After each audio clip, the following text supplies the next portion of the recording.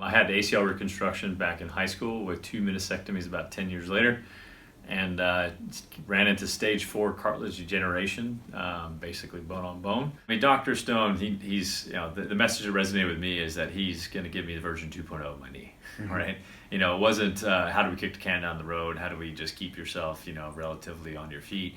It was a matter of, wanting to still perform and not give up on those activities.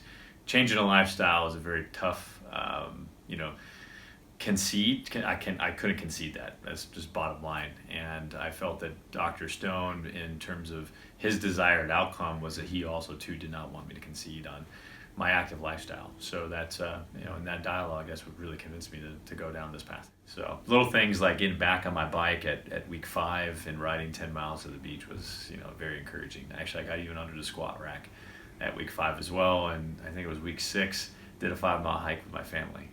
And so those milestones have really resonated with this, the positive outcome that I anticipate.